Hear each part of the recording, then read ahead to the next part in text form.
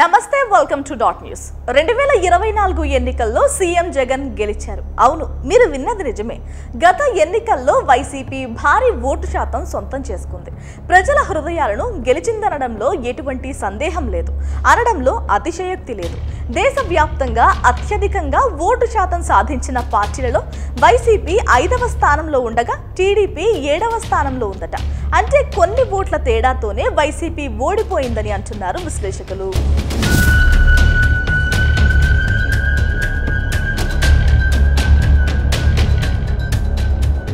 AP ఎన్నికల్లో YCP party ఘోర పరాజయాన్ని మూటకట్టుకుంది. కూటమి బ్రహ్మాండమైన మెజారిటీతో అధికారంలోకి వచ్చిన తాజాగా పరిణామాలు చూస్తూ ఉంటే కాస్త ఇబ్బందికరంగా మారేలా కనిపిస్తున్నాయి.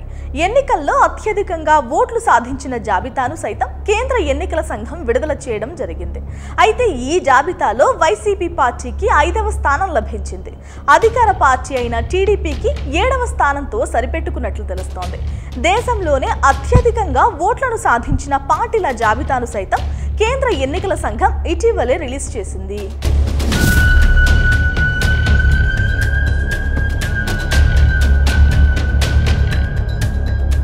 దేశంలో అత్యధిక ఓట్ల శాతం పొందినటువంటి పార్టీలలో మొదటి 5 స్థానాలలో టీడీపీకి అసలు అవకాశమే దక్కలేదు. అత్యధిక లోక్సభ గెలుపొందిన బీజేపీ పార్టీ 36.56% వరకు ఓటింగ్ రాగా కాంగ్రెస్ పార్టీకి 21.19 ఓటింగ్ లభించింది. అలాగే సమాజ్వాదీ పార్టీకి 4.58% ఓటింగ్ రాగా తృణమూల్ కాంగ్రెస్ పార్టీకి 4.37% ఓటింగ్ లభించింది. ఇక వైసీపీ పార్టీకి 2.06% ఓటింగ్ లభించగా బీఎస్పీ పార్టీకి 2.04% ఓటింగ్ మాత్రమే లభించింది. ఇక ఆ తర్వాత స్థానం టీడీపీకి 1.98% ఓటింగ్ లభించింది.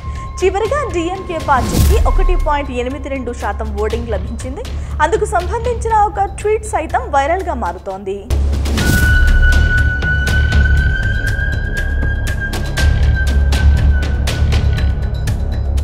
కేవలం 11 స్థానాలు అసెంబ్లీ, 4 పార్లమెంట్ స్థానాలను గెలిచిన వైసీపీ పార్టీ 5వ స్థానంలో రావడం ఆశ్చర్యానికి గురి చేస్తోంది.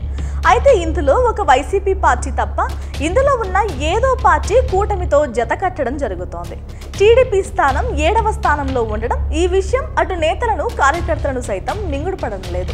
టీడీపీ, జనసేన, బీజేపీ పార్టీలు కూటమి కట్టిన ఓట్ల శాతం అంత తక్కువ రావడంతో అందరూ ఆశ్చర్యానికి గురవుతున్నారు. దీంతో వైసీపీ నేతలు, కార్యకర్తలు సైతం ఈ విషయాన్ని వైరల్ చేస్తున్నారు.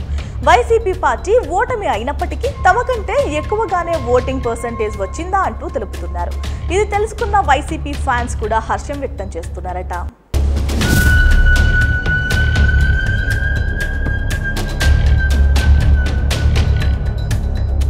Please subscribe Dot News.